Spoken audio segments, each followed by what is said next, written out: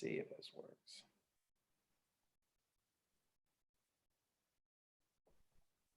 I like that music. There's music? I heard music. There's maybe because I was on the YouTube channel. Oh. I thought we got to hear the intro and I was like, oh yeah, okay. I was like, wait, what's happening here? My headphones, they're not working. No, that was me. My bad.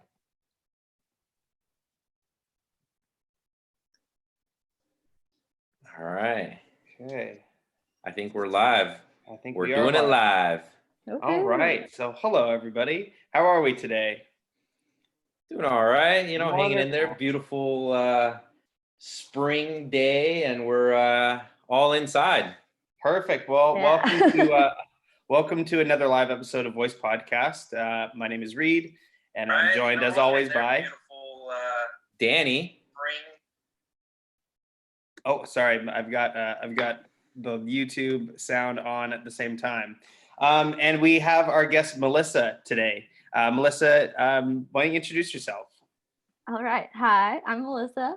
I am an SLC graduate and I work in the Kingston community for Viva Productions, which is a video production company, as well as I'm the VJ for Station 14. Amazing. So how long you been working at Station 14? Well, I actually did my placement there. So I was at St. Lawrence in 2018, got my placement, did the 6 weeks, and then it just so happened that the guy that I learned from was leaving, and they were like, well, you know how to do it. Do you want the job? So I happily accepted. And so my official start date was July 1st, 2018. So I'm coming up on my 2-year anniversary this July. Nice. Yeah. And what did you take at St. Lawrence? I did IMC, the 1-year grad program. Nice. And so was this something that you had always wanted to do, was get into journalism? It's a weird, I think so. Like in the back of my head, it was always there. And it actually stemmed from in high school, I would read the announcements and I would get really excited if they were like, Melissa, we need you to do the announcements. And I was like, okay, yes. I'm down. Yeah, I was like, I am ready for it. So then one morning after reading the announcements, my English teacher, who I really looked up to, was like, Melissa, your voice sounds really good over the speaker. Thank you. He's like, you have a voice that I think people would really like to listen to. So I was like, cool, thanks. And I'd always been into drama. And I grew up like dancing and on stage. So I knew that I liked entertaining and like being in front of people. So I went to Queen's for drama and film in the stage and screen program, hoping to like focus on media, because at Queen's it's called film and media. Right. There's not a whole lot of media, I gotta say.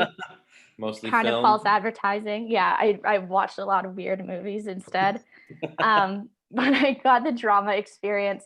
So then after my 4 years, I still was like, well, I don't want to go on and like make movies, and I don't want to be a stage actor. And obviously those aren't the only two things that you can do after a film and drama degree. But I knew I still wanted to do something with like video, because I learned all about that. I was like one of the first years that got to use the new like space at the Isabel. So we got all the new editing suites and stuff. So that was really cool. So I was like, well, let's do 1 more year of school. Let's drag this out and see what happens. And I knew I wanted to stay in Kingston because I had a great group of friends, and I'd really got involved in like the drama community, and that's where I met Reed.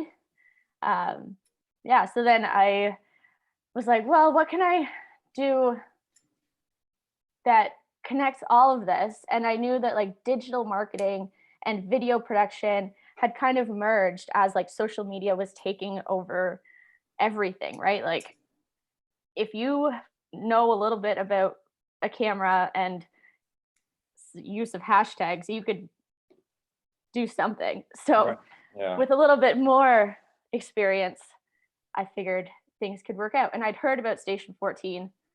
And so I went into IMC knowing that I got a 6-week placement, and I knew from the beginning I wanted it to be with Station 14.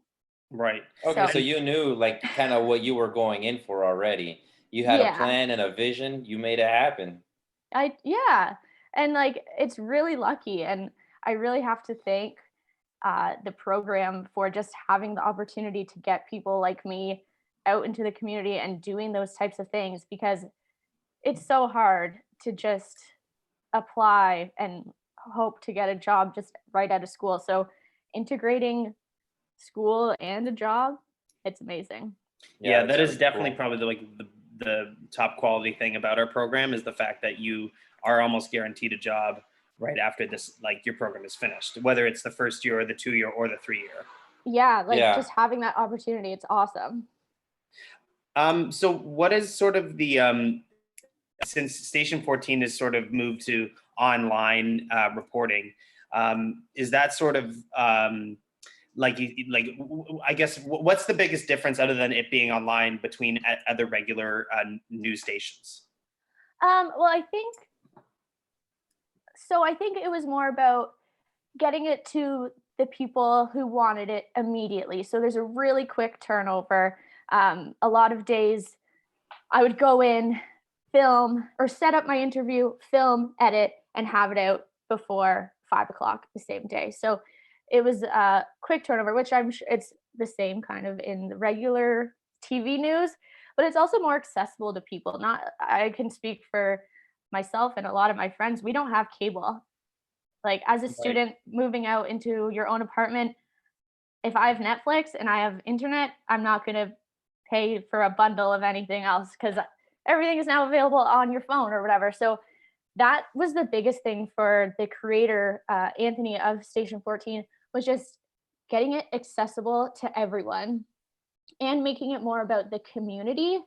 And I think Station 14 has kind of taken a turn over the past year of being less of that like hard hitting news, because you can get that anywhere. You could like there's so many awesome news sources in Kingston. Mm-hmm. So now Station 14 is kind of taking that turn to focus more on like community and like the best of Kingston, store openings when stores are open, restaurants. Like Right. we've adjusted again in quarantine.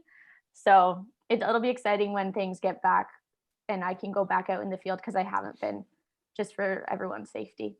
I know Right. that's what I like about Station 14. I've been following on Instagram you guys for a while. And it's just kind of like you said, you can I get the news, the like what's really, I guess, the big picture stuff, what's Mhm. happening around. Okay, I can get that anywhere. But it's those little things, it's those little community projects or little things that are going on that's like I may not have known of or heard of, and it's Yeah. boom, and it's right there, and it's right there as I'm scrolling, as I'm going through it. It's right there. I look at it, and I've actually, I think you guys did something last year with the Oyster Fest, right? Yeah. I had no idea that there was even an Oyster Fest happening, and next thing you know is like you guys put it up. I'm looking at it, and I love oysters and I love festivals. Both those things combined, great things. Yeah. Yeah. Well, thanks so much for saying that. That's awesome to hear that, like, because I go out and I have fun. I meet all these Kingston people, and like at Oyster Fest, the guy showed me how to shuck my own oyster, and then I got to try a bunch of oysters. So I have lots of fun doing it, and it's so nice to hear that the other people on the other side of the screen are getting something out of it. So Oh, most definitely. Yeah. Like I said, it's like, or like, I like that like if there's like something crazy happened, it's like I like in the news blotter or the police blotter, it's like I know some crazy person did some crazy thing. That's awesome to know. yeah, it's good to know those things too.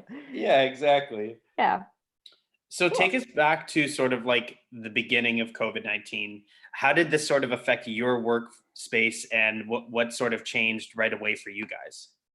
Yeah. So one thing I think I should mention is that as of September, my role changed from being full time Station 14, making a story at least one a day, to splitting that in half to being Viva Productions digital content creator. So Viva Productions and Station 14 fall under the same umbrella company, which is AMG, Agostino Media Group, which is a local company.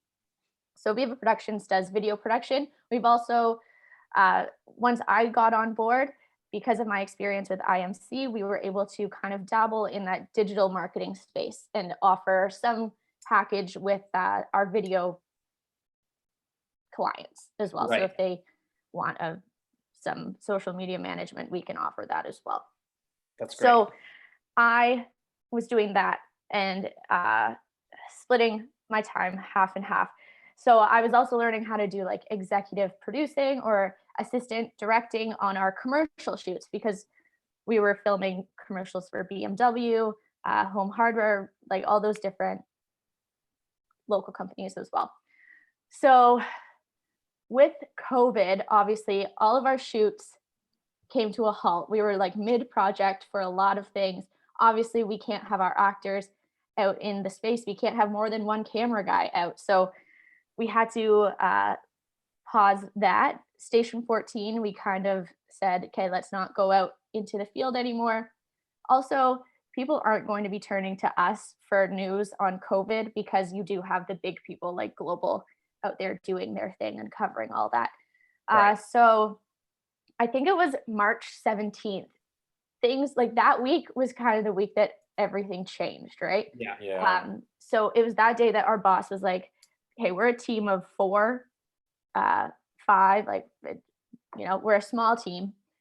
I'm going to send you all home and you can continue to work from there. So I had social media work to do.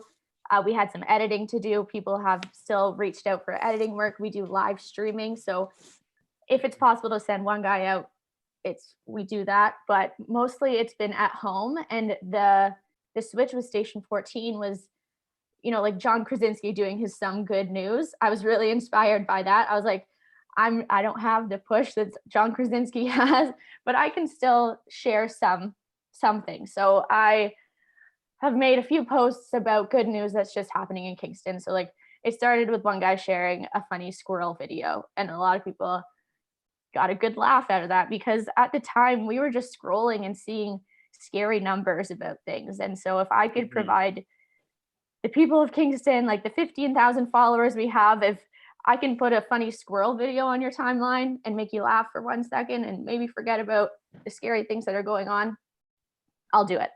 So that has been my approach with Station 14, is just getting good news or stories of hope and just things to get your mind off. Right. Let's act, not get your mind off, but just a little break. Little distraction. Yeah, exactly. So what has been sort of your big motivator through this whole thing? Like, how do you find working from home, as opposed to like, it must be nice for you to go into an office and get some work done, right? And then have your home life and your work life separated. But obviously for everybody, it's sort of all come into one. So how do you keep yourself going? Well, we have an awesome team, and I love just going in every day. Like we talk about movies or podcasts. Like we always had great things to talk about and such like funny, intelligent conversations we'd always be having. So I miss that. I miss the team. And that's been hard because it's not the same. Like we have our Google Hangouts, but you know, jokes don't deliver the same way over typing. Especially when it's delayed, right? Like, yeah. This timing is not fair. Yeah. It's like, did you get that? But for me, so I live in a basement apartment. My biggest thing about our office was it was all front window, and my desk was right at the window, and that was my intake of sun, because when I get home, I have 2 windows. You can see a little bit of light coming in right there. That's all I get.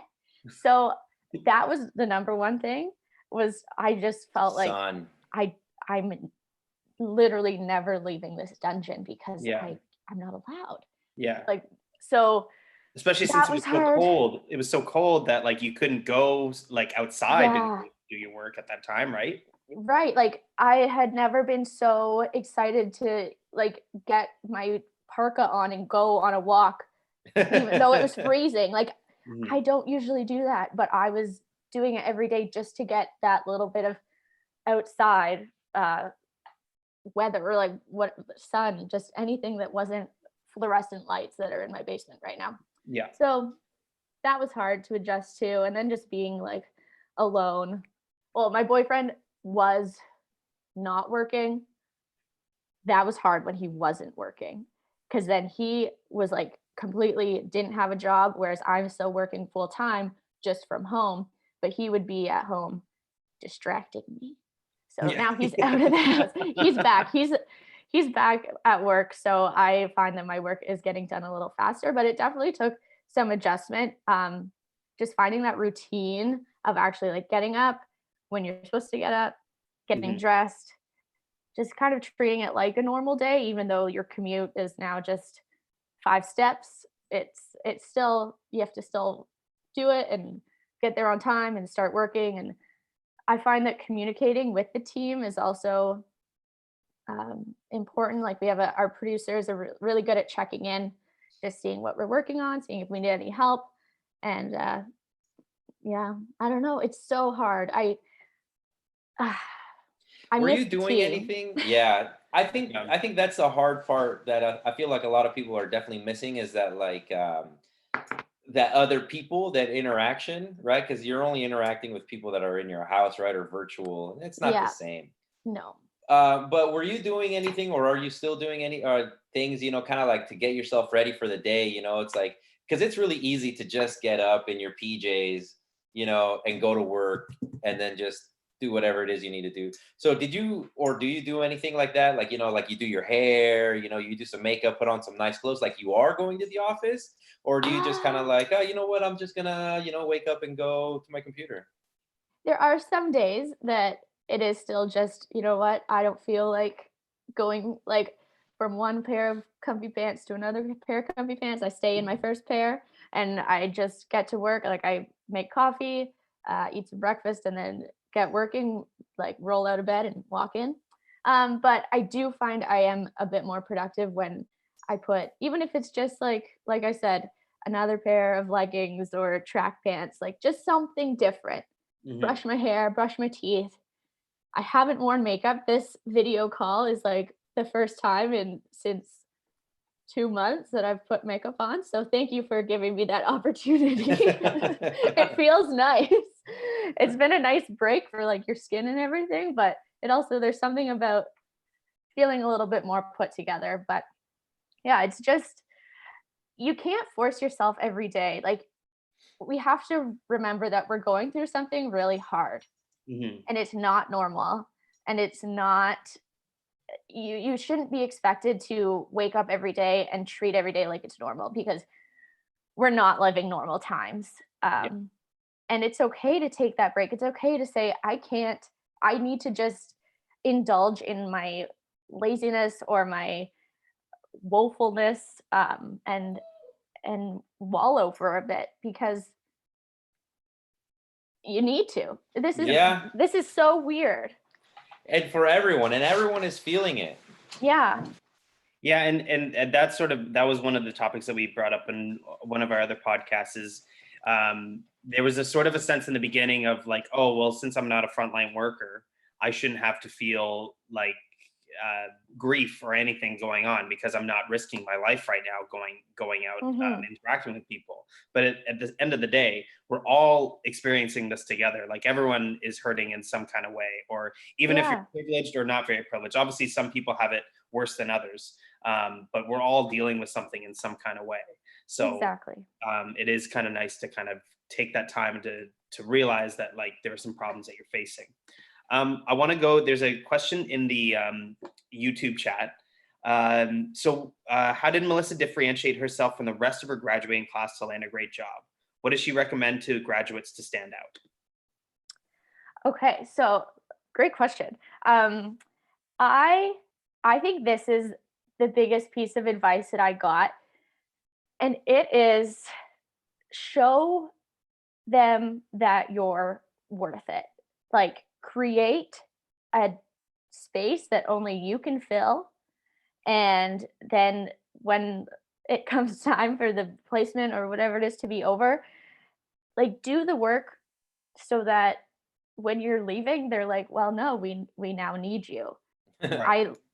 I that's a hard thing to just say and then do, but you'll be able, like, if you put in your work and you bring your individuality to it and your uniqueness and your enthusiasm, and like, make them miss you if you're gone. Right. And so um you did that right away when you were doing your placement? well, I hope so.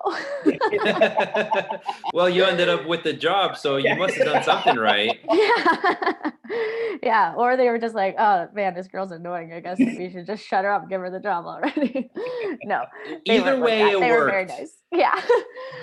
Another thing was that I started, so placements for IMC anyway, I know they're different for each program, but ours didn't start till April. And this was the end of class. We didn't have to Mm. check in again. We just went, and then it was the end of the year. I had actually started volunteering, like, I don't know if it's volunteering, but I wasn't being paid, but I would go into the Station 14 office a few hours every week, and I started to learn just on my own time. So I would look at my school schedule. I was also working at Lone Star at the time, so I would see when I had free time, and I would drive out to our office. And both Chloe and Jake, who I was learning from, were very open to having me there, even just to hold the camera or check the sound. It was just things getting me used to being out on the field. And I talked to Kathy, and I was like, "This is what I'm doing," and she was like, "That's great. You're putting yourself out there even more." And I think that really showed, like, your commitment, my commitment, and your willingness to, I was on my own free time going out there because I wanted to learn. And then I'd learned so much on my own time that the first day of my actual placement, I had my own story. I went out and filmed it myself, so that meant that my whole 6 weeks was actually working, not learning. Yeah. So I would say do everything you can to set yourself up for a successful placement so that you're not wasting, but you're not spending time. Utilizing. Yeah, yeah. So that you can get right into it. And Yeah. because that's what placements are, is testing out jobs and Right. seeing what you like and what you don't like. And if you're just learning through half of it, and some companies aren't going to be as willing. Like, I had a super awesome opportunity to go in, and they were okay with it. I had a car, so I was able to get myself out there. Some people don't have those opportunities, but Totally. see what your opportunities are and take advantage of them, and see what you're able to do and what you're able to learn Yeah, even but I think before. the biggest thing from that is that you had the motivation to go out in your own time and to learn, and you had sort of that fire to get out there and on your own time to get Yeah. better and just to learn a lot more from the organization, which is that's pretty rare actually, I find, to see among Yeah. I students. think so too. And Yeah. especially because, like you said, that you were also like, you went in like knowing it's like, you know what, I want Station 14. I'm coming here because this is what I want to do. Right. Mhm. So you had that already. So you visualized it and then you made it happen. Yeah, and I am lucky that I knew exactly what I wanted, whereas I was learning about all these different companies that offered placements, and at the time, I already knew what I wanted. But if I were just, and especially I already had 4 years of living in Kingston behind me. I had friends who came in from, like, my one really good friend was at Ryerson for university. So when she came to Kingston to SLC, she didn't know about any of the companies. Yeah. She had to learn and see where she fell, like where her interest fell and what companies supported that. And also, depending on how big the company is, you can't really, I don't know if you can go volunteer at certain companies, but at Station 14 they let it happen. So everything just kind of lined up that I was able to take those opportunities, and I did. I think that honestly is why I remember, even in my hiring interview, when the the boss offered me the job, he was like, "Well, since December, you've showed that you want to be here, so we want you here." Right. because you showed that you want to be here. Right. Well, that's very cool. Are you able to share with us on some projects that you guys are working on currently? Like Station 14 or Viva? Station 14 or Viva or like anything. Or you, anything kind of happening. Yeah. Well, I think I personally have taken advantage of every like stereotypical quarantine project. I've tie-dyed every white thing I own. I dyed my hair pink. You know, I'm just doing all the things that you do when you're bored. So that's been fun. If anyone wants to do that, reach out. I'll give you my tips. Not the tips of your hair. Not the tips of my hair. I want these, but my Okay. tips for blonde tips. Or pink tips, sorry, not blonde. So Station 14, our biggest thing right now is good news stories.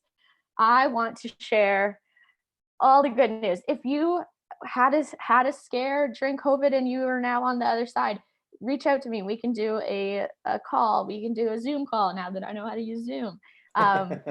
If you saw a squirrel do something funny, again, send it to me. I want to share it with everyone. I just want to keep sharing this good news. If you're a store that's opening and you want to talk to me about it, please let me know. I'd be happy to do a safe. I think now that we're kind of doing the rollout of opening again, I think that I would feel comfortable going back out into the field. So anyone who wants to reach out and get a story, I'm all ears. Right. Yeah, and then with Viva, I don't know. I'm not really on the like project management side. I do more the digital marketing. So we're just keep on rolling with the clients we have. And yeah, I'm excited to hopefully get back out there and do some more video. We are a live streaming. We are able to do live streaming. So if you have any events or anything that you need live streaming for, then you can reach out. We'd be happy to do it. So yeah. Awesome. And so you guys, one of the things that came out, I guess, during the pandemic, you guys just created a music video. How hands-on were you with that? Yeah, so I was the APAD, so assistant producer, assistant director. It was really cool. Yannick works with Viva Productions, and then he also is a musician. So we were like, well, let's produce one of your music videos. So it was really cool to see the whole thing from start to finish and be able to work with the artist so intensely. I think we all had a fun time kind of like changing different roles because Yannick was no longer going to be working as like, he usually did like video, like camera operation, but he wasn't going to be doing that because he was now the musician. So everyone kind of had to adjust into these new roles where we were filling the gap so that Yannick could be doing his own thing and we would all be doing our own thing. So I got to learn a lot about like just being on set. It was a really heavy like storyboard, and like I think it was like a 72 shot storyboard. Right. Wow. So huge. Yeah. And just I was in charge of making sure everything kind of like matched up. I'm forgetting the word for it, but you know, in like TV shows, continuity. Yeah, that's what it is. So I was given that responsibility, which was scary but fun. So I have a lot of pictures of like actors and their outfits because I had to keep track of all that. And it's just, I'm still learning all the Viva stuff, all the video production side of things, but it's been really cool. And also in quarantine, I've been given the opportunity to do some editing, whereas editing was not my strong suit. I do all the editing for Station 14, but it's obviously not the same level of intensity that some of these bigger video production projects have. So I've been getting to test my skills with that in quarantine, which I'm really thankful for, and I hope to keep editing in the future when things go back to whatever normal is. Yeah. Nice. Yeah, so usually that kind of segues into like our last couple questions. We ask everyone, what's the one thing that you're really excited? What's the first thing that you're going to do once all the restrictions have been uplifted? I don't even know. Like there's so much. Probably like hug everyone that I know if I'm allowed, if they let me. Yeah. Like No, will just go up anyone? to him. Surprise hug. Yeah, but like you have to think, will hugging be the same? Like Yeah. there's just so many questions. I But know. Well, say my if everything went back to normal. okay, if it went back to normal, yeah, I'd go around, hug a lot of people, catch up with them, have like patio drinks because now's the time, and there's no patios to go hang out on. Um, our trip to Cuba did get canceled Oh in this no. pandemic, which I know is like there's so much worse things happening, and I'm lucky that that's all I've had to deal with. Right. But I'd probably schedule a trip. Yeah. Yeah, most definitely. Yeah. Absolutely. I'm on the same boat right there. Yeah. Yeah. Well, Melissa, thank you for joining us. And thank you for spreading the good news. And so where can people reach you on your Instagram or email and through Station 14? Like how can we contact you? Yeah. So my personal Instagram, which I'm always active on, is at Melpa Toast, like Melba Toast, the cracker, but with a P. Um, you can reach me there. You can follow Station 14 at Station 14 Kingston or Viva Productions at Viva Productions. Those are all on Instagram. We're also on Facebook, Station 14 Kingston, Viva Productions. And my email is melissa at station14.ca. And that's where I would love to see all your good news stories be sent to me. And then we can go from there. So, Perfect. yeah. All right. Well, thank you so much, Melissa, for joining us. And Yeah, thank you. yeah, Thanks for having me. This is so fun. Yeah, It's so it's been a nice to talk blast. to people. this is why I Hey, love look, doing this. exactly. Yeah, this is awesome. Congrats, guys, on keeping this going throughout. Well, thank It's you. really Yeah, awesome. thank you. Thanks. Yeah. Okay. Take care. All